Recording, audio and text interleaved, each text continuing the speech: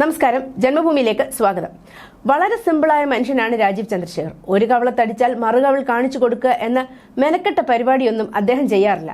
രാജീവിന് നേരെ പൊങ്ങിയ കൈ അതവിടെ ഉണ്ടാകുന്നതിനോട് അദ്ദേഹത്തിന് വലിയ താല്പര്യമുണ്ടാകാറില്ല എന്ന വാർത്തകളാണ് പുറത്തു വരുന്നത്. പണി കിട്ടിയത് തിരുവനന്തപുരംകാരുടെ സ്വന്തം ശശിയണ്ണനാണെന്ന് പ്രത്യേകിച്ച് പറയേണ്ടതില്ലല്ലോ. തെരഞ്ഞെടുപ്പ് കമ്മീഷൻ നല്ല രീതിയിൽ ഒന്ന് പേടിപ്പിച്ചു വിട്ടിട്ടുണ്ട്. കേരള പോലീസ് കേസും എടുത്തിട്ടുണ്ട് എന്നാണ് കേൾക്കുന്നത്. എന്നാൽ ഇതൊന്നും ഒന്നുമല്ല എന്നാണ് രാജീവ് ചന്ദ്രശേഖർ പറയുന്നത്. ശരിക്കുമുള്ള പണി തരൂരിന് കിട്ടാൻ പോകുന്നത് ഇവിടെ നിന്നൊന്നുമല്ല, നേരിട്ട് ഡൽഹിയിൽ നിന്നാണ്. അത് തരൂർ താങ്ങുമോ എന്നൊക്കെ കണ്ടറിയണം. നുണ പറഞ്ഞ് അപകീർത്തിപ്പെടുത്താൻ ശ്രമിച്ചാൽ അതിന്റെ പ്രത്യാഘാതം ശശി തരൂർ നേരിടേണ്ടി വരും എന്ന് തുറന്നു പറഞ്ഞിരിക്കുകയാണ് തിരുവനന്തപുരം NDA സ്ഥാനാർത്ഥി രാജീവ് ചന്ദ്രശേഖർ. കള്ളം പറഞ്ഞ് അധിക്ഷേപിച്ചതിനു ശേഷം രക്ഷപ്പെടാം എന്നാരും വിചാരിക്കേണ്ട.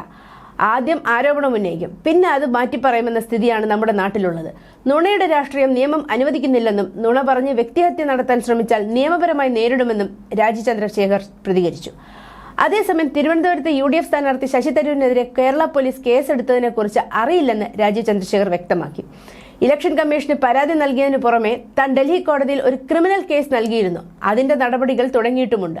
അതുകൊണ്ടായിരിക്കാം കേരളത്തിലും കേസെടുത്തത്. അല്ലെങ്കിൽ ഇങ്ങനെ ഒരു പരാതി കിട്ടിയിട്ടും പോലീസ് നിഷ്ക്രിയത്വം പാലിച്ചു എന്ന് വരും, ചന്ദ്രശേഖർ പറഞ്ഞു. ഇതോടുകൂടിയാണ് പണി വരുന്നത് ഡയറക്റ്റ് അങ്ങ് ഡൽഹിയിൽ നിന്നാണെന്ന് വ്യക്തമായിരിക്കുന്നത്. കേരള പോലീസാണ് പരാതി അന്വേഷിക്കുന്നത്. എങ്കിൽ ആ പരാതി എന്താകുമെന്ന് കൃത്യമായി അറിയാവുന്ന ആളാണ് രാജീവ്. അതുകൊണ്ട് തന്നെയാണ് കേരളത്തിൽ കിടന്നോട്ടെ, പക്ഷേ ഒരു പരാതി അങ്ങ് ഡൽഹിയിലും വേണം എന്ന് രാജീവ് നിർബന്ധം പിടിച്ചത്. സൈബർ പോലീസാണ് UDF സ്ഥാനാർത്ഥി ശശി തരൂരിനെതിരെ ആദ്യം കേസെടുത്തത്. കള്ളം പറഞ്ഞതിനും വസ്തുതാവിരുദ്ധമായ പ്രചാരണം നടത്തിയതിനും. തെരഞ്ഞെടുപ്പ് കമ്മീഷൻ ശശി തരൂരിന് ശക്തമായ താക്കീത് നൽകിയിരുന്നു. ഇതിനു പിന്നാലെയാണ് ശശി തരൂരിനെതിരെ കേസെടുത്തത്.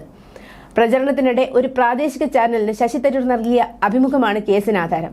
തീരദേശ മേഖലയിൽ രാജീവ് ചന്ദ്രശേഖർ വോട്ടിന് പണം നൽകുന്നുവെന്നായിരുന്നു തരൂരിന്റെ ആക്ഷേപം.